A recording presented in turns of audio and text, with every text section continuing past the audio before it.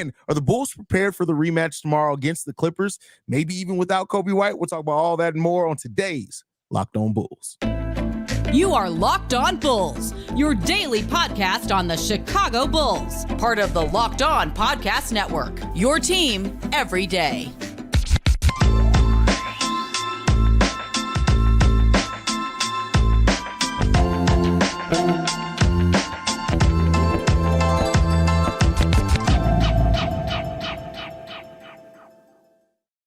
Thank you for tuning in to Locked On Bulls, member of the Locked On Podcast Network, where it's your team every single day. That's Pat the Designer, host and creator of the Windy City Breeze, and host of the Chicago Bears podcast over at ESPN 1000. I'm Haize, host and creator of Chicago Bulls and Chicago Bears Central. Today's episode is brought to you by PrizePicks, the easiest and most exciting way to play daily fantasy sports. Go to prizepicks.com/LockedOnNBA and use code all lowercase LockedOnNBA for first deposit match up to $100. With that being said, let's go ahead and get into this. Pat, DeMar DeRozan, 46 points in the overtime victory where he puts the team on his back. The king of the fourth is back yet again for the Chicago Bulls in this game. DeMar, 15 of 24, 9 rebounds, 3 assists, 2 steals, 1 block, 46 points. We already said that. Caruso and Ayo Dosunmu both over 20 points as well. This is Alex Caruso's first 20-point game since November of 2023. Shout out to him on that one. But of course, the main part we're going to talk about tonight is a win. But how we got that win, 46 points by DeMar DeRozan. How you feeling, Pat? Listen, an excellent game from DeMar. I thought that he came out aggressive. He understood what the Bulls needed to win in this one, especially going into that second half. I mean, 18 points in the second half, great fourth quarter, and you saw him kind of give you those moments that we've come to love from DeMar, where you're just going, "Ooh, he's on right now." Like he walked into a three-pointer, pulled it in Buddy's face, and I was just like, "Oh, it's gonna be a long night, boys. Y'all better prepare for this." And so I love what I saw from DeMar tonight. I think that this is the DeMar DeRozan that we all see, but to make this DeMar DeRozan effective, I think you do have to look at what the other guys did and open so much stuff up for DeMar. Still taking a lot of tough shots, but the ability to be able to go downhill and kick the ball out, get some good ball movement, and get it over to a open Alex Caruso, who shot the 3-ball masterfully in that second half, 4 for 5 in the second half alone, 5 for 7 shooting in that second half. And then Coby White had a really good second half as well up until he ended up going down with the injury. Seeing that you had a couple of guys who were able to come out and give you that level of production, and not the same guy in every quarter, right? Ayo Dosunmu in the first quarter, and you have Caruso and Coby in the second quarter. Hey, guess what? That's a team game. That's team basketball. This is one of the more team wins we've seen the Bulls be able to pull out. And the fact that, like we talked about on yesterday's episode, the fact that the Chicago Bulls defense was able to do enough to withstand, and you actually got the offense going because you still had those offensive droughts. We went Indiana went on a 15-1 run and then a 17-5 run. But your defense was able to get you back into that game, keep the game close enough, and DeMar DeRozan coming out there absolutely cooking. I love what we saw from this team tonight. And this is a Bulls team I wish we would get every night. Yeah, I mean, and the thing is, it goes down to effort. That's the thing always with the team is the effort. Like defensively, like we know what they can be offensively, and sometimes, we run into problems offensively. But usually, when this team plays solid defense, and it came along in this game, we look good on both sides of the ball. And so, we were out rebounding in the first half of this game. We ended up winning the rebounding battle by 1. Always good to see that battle. Nikola Vucevic had an okay game, but he had a big shot down the stretch of that game. And one of the things in this game that we'll talk about kind of more in the second segment is that in the fourth quarter, DeMar was cooking. He scored 9 points, but Coby White also went 3 of 6 with 7 points. And it seemed like Coby was about to start getting in that mode. And unfortunately, he went down with injury. But, we'll talk about that here coming up soon. How did you feel about the performance of the bench tonight? No Javon Carter. We saw Dalen Terry check in. I think he was the first player off the bench in this game. Torrey Craig must be off that minutes restriction. He leads all players in minutes off the bench. Also scores 11 points in that. So 10 points, from Torrey Craig. We needed to see that. Almost 22 minutes played by him. Arnold Lopp with 12 minutes played off the bench, and then Julian Phillips with 11. How you feeling about that bench production? Listen, for everything that the starting unit gave us, the bench unit gave us almost exactly the opposite, minus Torrey Craig's effort, but unfortunately he was out there on the floor with the bench unit. When the game got away from us multiple times, it was Indiana's bench. Now listen, Indiana has the best bench in basketball. Scoring bench, I should say. Yeah, scoring bench in basketball. But watching our bench go out there and there just be nothing. I like that Unaralp is gaining more confidence every time he goes out there. But man, like tonight, defensively, it looked bad and it got bad quickly. Every one of those runs that I mentioned was with, for the most part, the bench unit in the game, or more of the bench pieces in the game. And the Bulls just weren't able to fight back in those moments. And it's the offensive. I mean, listen, you look at your bench unit that comes out: Torrey Craig, Unaralp Batim. Is it Batim or bid him or bid him? Like I've seen it say both ways. No, I heard Casey Johnson go bid him tonight, and I was like, bid him? Who bid him? But not like you look at Torrey Craig, Unaralp, Julian Phillips, Andre Drummond, and Dalen Terry. None of those names scream offensive effectiveness, and that's what you saw tonight. Yeah. I mean, listen, it comes down to it. Like this bench unit hasn't played a whole hell of a lot of minutes together, and and so this is the problem with like how Billy Donovan has done things, because now you've noticed, hey, Javon Carter clearly he's out of the rotation, at least in this game, but now you put in a unit out there who everybody's kind of individually showed different things, but they haven't gotten a chance to play together very much, so it didn't look cohesive like at the beginning of the season, where it did look cohesive with Torrey Craig and Alex Cruz on Iowa when they were coming off the bench, because they went through training camp. They started off the season coming off the bench, and by the time the team started playing better, those guys had been cohesive. And then, of course, you started getting injuries and things like that. But I think that's a big part of it as well. You just don't see that cohesion from them because the reps just haven't been there. Yeah, and I think that's the tough part too. You also have to listen. We'll talk about the injuries coming up, but like the injury bug that has hit the Chicago Bulls. I mean, it's been a struggle for this team, and you're just throwing guys in there trying to make it work, and you, for the most part, kept the ship floating. I think that there's still water coming into the ship, but you've kept the ship floating as you're going towards the end of this season.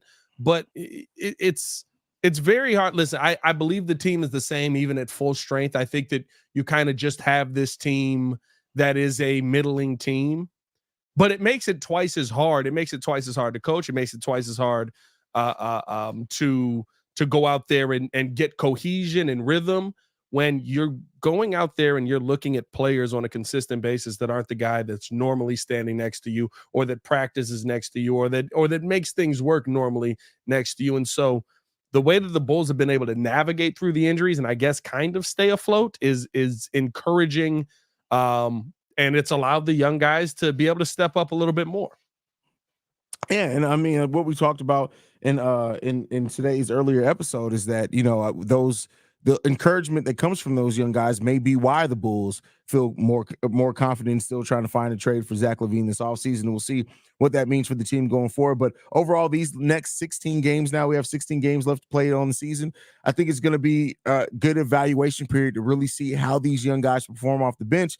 Because if you do see enough to where then that player development staff knows what to work on with those players over the summer, you just never know what you're going to get out of those players and how another season of development is going to help those guys. So, you know, that's all important as well. And then another thing is that I think we have to talk about it in a sense, right? I know positionless basketball, things like that, but that bench unit doesn't have a point guard on it anymore.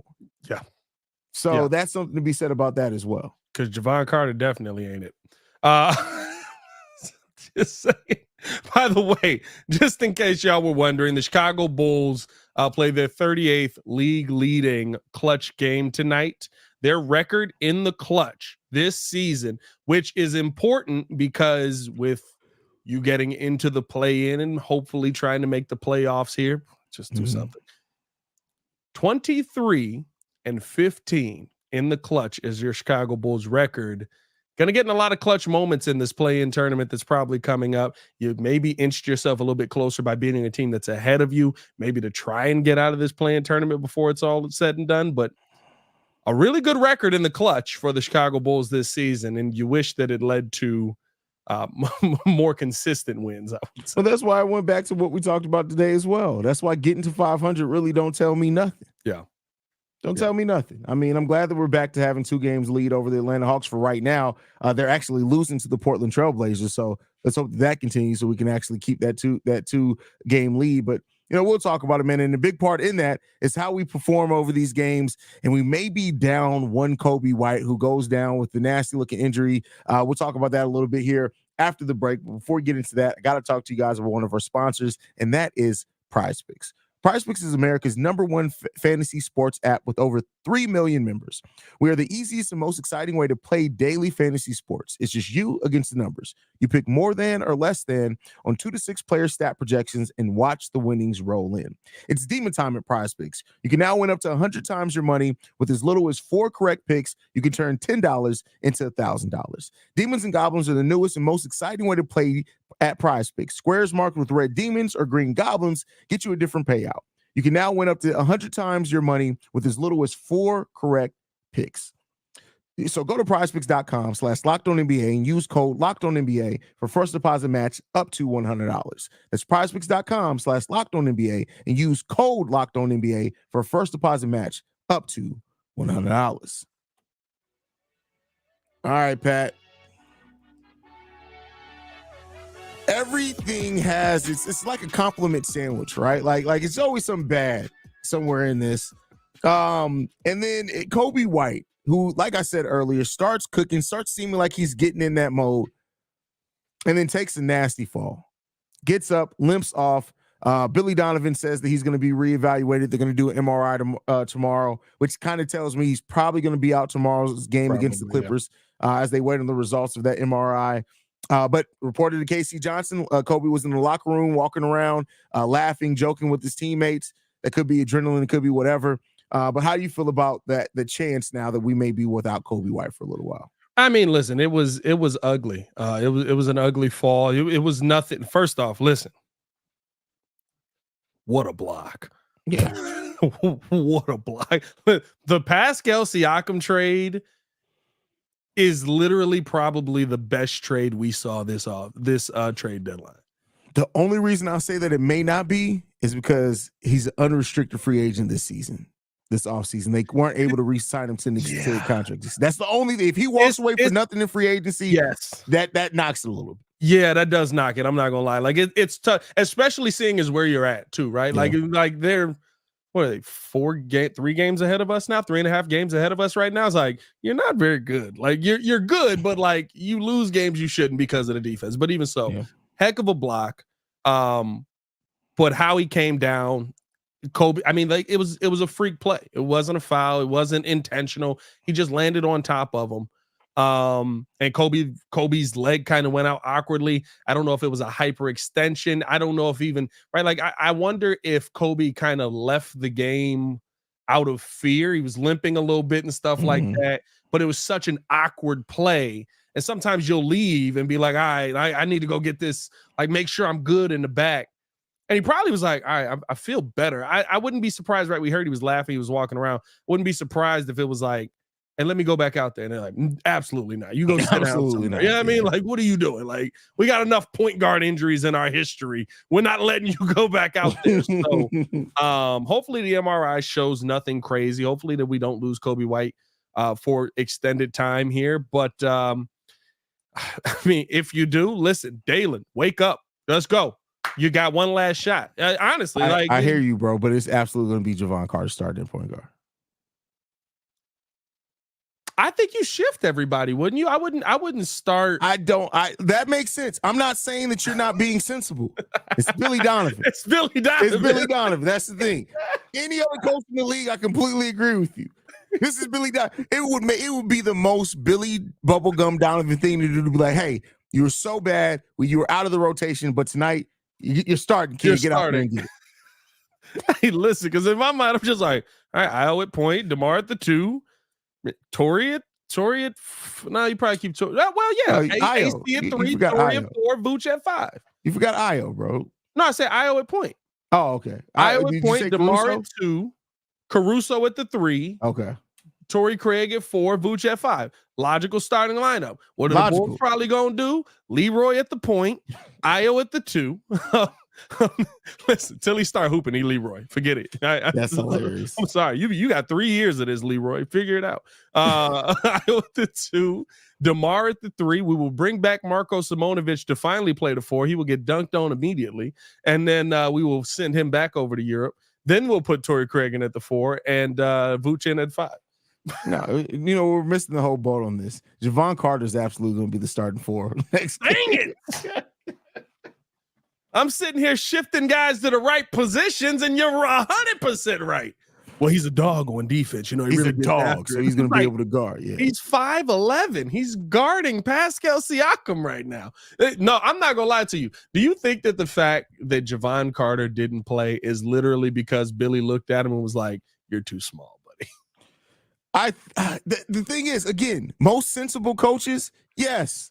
Billy Donovan, I have no idea. I don't know, bro. I don't even I ain't gonna know. lie. Billy did a good job tonight. Billy did a really good job tonight. He did a good job tonight. Because I definitely thought he was going to challenge that DeMar ball that went out of bounds. And I was like, please don't. Please, he absolutely touched it last. Like, please don't challenge this play. But no, I mean, listen, the Bulls are going to have some struggles without Coby White out there. Hopefully, like I said, it's not for too long. And I think that realistically speaking, it's going to be a lot tougher to win without Coby out there, and somebody's going to have to step up offensively. Who will that be? No answers for you. No answers for you. No, I mean, listen, when you have Caruso and Ayo both scoring over 20 points per game, I would love to see them continue that, especially with, Coby White did have a slow start to this game again. And Ayo, in a lot of ways, coming out the first quarter, he scored 9 points, I think Ayo had. He was leading the score out of that first quarter. So, I mean, we know that they have the capability to step up. So, I mean, it wouldn't be surprising to see both Ayo and Coby have really efficient nights with maybe Torrey Craig getting 15. You kind of balance it out that way. I'll tell you what, Ernolop's shooting is going to be even more important. That's for damn sure. Yeah, don't be scared to take shots at this point. Like, who's going to replace you? There's nobody left. I mean, we bring it. Well, no, we can't. I was going to say he's not on a two-way, is he? He's straight up on the Windy City Bulls. I was about to say, hold on, are we going to get a little arch action in the NBA? Oh, that's funny. Not Archie Diacono. That's little arch action, bro. Hey, bring Arch up, bro. Arch got some dog in him, bro. He going to get cooked on defense, but he going to try. And listen, dogging you ain't enough, bro. Sometimes the dog ain't enough. It's all about what type of dog. Arch got prime Pomeranian in it. Like that's what Arch is rolling with. I mean, next game would honestly be a good game if you do slide everybody up to give Adama some burn. But again, this is Billy Donovan. I'm not gonna lie. I would love to see Adama make it up to the NBA level and actually get some minutes. I don't think that you can have him and Drummond on the same bench, though. Like, I just have them on the same bench. You just can't play them very much together. That's what I mean. Like, I don't think that even having them, like, unless you just want to give them really close seats to the game to watch, like, I wouldn't want to see him come in over Drummond right now. And I don't think it's a game where you could be like, we're going to start Drummond and Vooch together and have Adama come off the bench. They're too mobile. They're way too mobile for that. So like the next few teams that we play are very similar in that. So while I would love to see Adama finally get some NBA tick, I don't think there's really a team on our lineup that speaks to throwing that lineup together. And it's going to be a tough fight to combat another injury that the Bulls are dealing with here. Yeah. We got LA, Washington, Portland, Houston as our next 4 games. So please don't run that line. You know he's gonna run that lineup. That's exactly he's absolutely gonna run. You know he watches the show. Why'd you give him that idea? Call up Adama now. Go get him. Can we bring up Arch? No, we can't bring up Arch. Call up Adama. That is hilarious. Let's get them all up here. All the Windy City Bulls up here, man.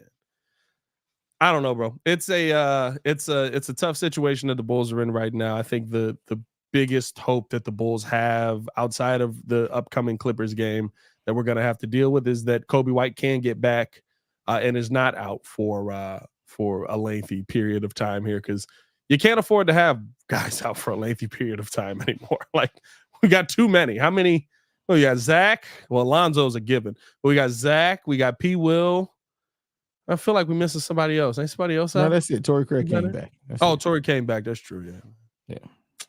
All right, man. Let's keep it going along. Get well soon, Io. Or get well soon, Coby. Before we get to this final topic where we got to talk to you guys all about this upcoming Clippers game that's going to be tough. We got to tell you guys all about Robinhood. Did you know that even if you have a 401k for retirement, you can still have an IRA? Robinhood has the only IRA that gives you a 3% boost on every dollar you contribute when you subscribe to Robinhood Gold. But get this, now through April 30th, Robinhood is even boosting every single dollar you transfer in from other retirement accounts with a 3% match. That's right, no cap on the 3% match. Robinhood Gold gets you the most for your retirement thanks to their IRA with a 3% match. This offer is good through April 30th. Get started at robinhood.com/boost. Subscription fees apply. And now for some of the legal info. Claim as of Q1 2024 validated by the Radius Global Market Research. Investing involves risk and loss. Limitations apply to IRAs and 401k. 3% match requires Robinhood Gold for 1 year from the day. I can't do it that fast. From the date of the first 3% match, must keep Robinhood IRA for 5 years. The 3% match on transfers is subject to specific terms and conditions. Robinhood IRA available to U.S. customers in good standing.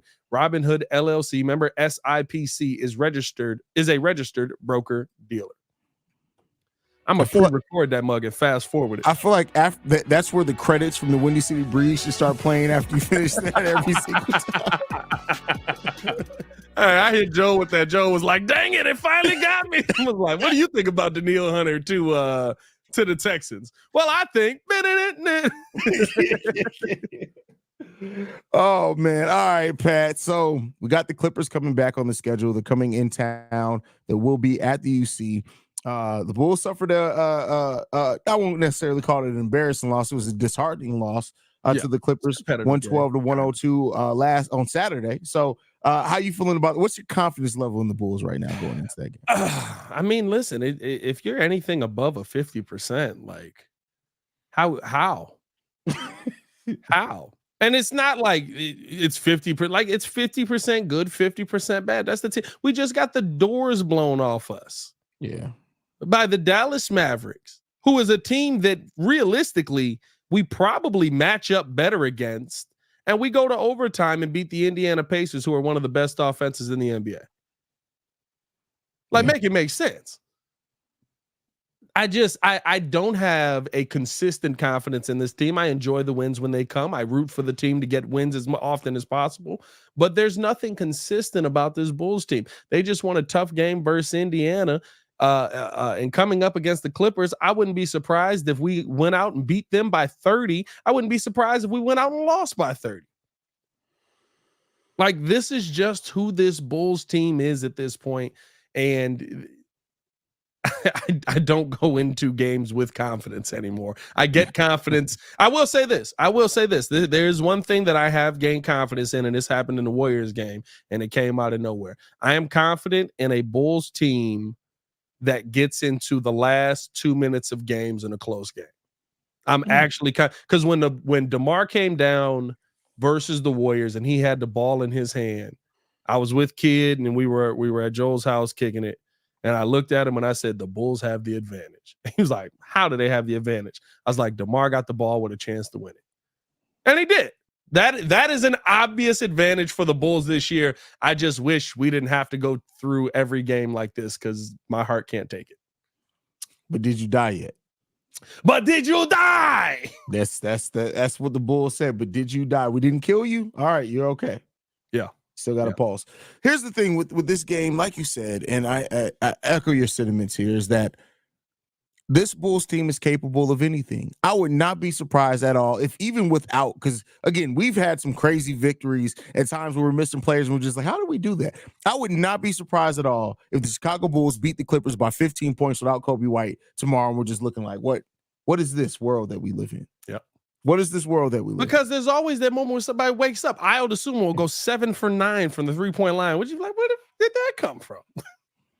So I mean, it just comes down to execution. I will say this: the Bulls have tape on the they had tape on the Clippers before, but we'll see. And the funny thing is like, when's the last time the Bulls won at the UC? Was it right before the road trip? Was that what it was? I'm not gonna lie, it's been a minute. I think we've lost our last 6 at the UC. The last game that we won at the UC was February 28th against the Cleveland Cavaliers. So not too long ago, about 2 weeks ago. That's a long time, bro. But we're on the road for a week and a half, though. That's true. We were on the road. I was about to say, I'm like, hold on. We're on the road for a week and a half. So, let's hope the Bulls can come back into the UC, revenge the loss that they gave, because from what I heard, the Bulls were being booed in their own arena after that loss to the Mavericks. So let's give the fans at the UC a show. That's all I can say on that. Let's see. The Cleveland win, and then we got destroyed. Man, and it's been ugly too. Well, we only lost to the Bucks. But they all been blowout. My God, dog. Defend home better. What is our home record this year? Hey, what is our home record? Like, getting the doors blown off us at home feels Bulls like are 16-16 at home. That checks out. Yeah. Feel like all 16 of those losses are like 145 to like 102. Like that's crazy. It's just I feel like home has not been a safe place for the Bulls this year. Home is not safe. Hey man, we'll see what this Bulls team ends up doing. Hit that like button, subscribe to the page, leave that 5-star review. Y'all know what to do. Appreciate you guys for showing love. You can follow us on everything at Locked On Bulls. You can follow me on everything at Pat the Designer. And my God, I think that's a Bulls win there, Haize. I think we got to play a little bit of music here. The shoulders get them every time.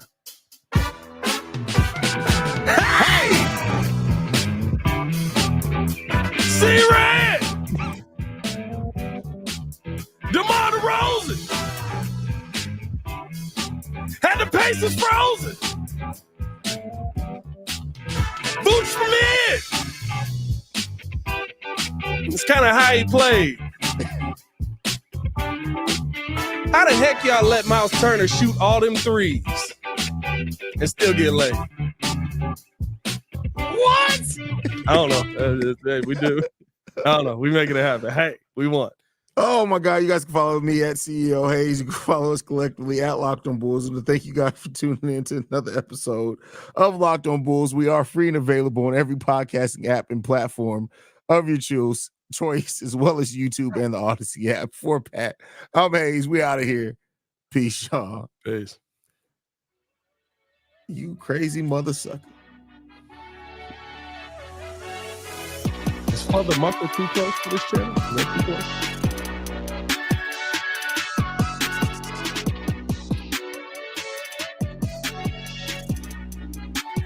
Heard there's some people out here doing watch parties now. What's going on with that?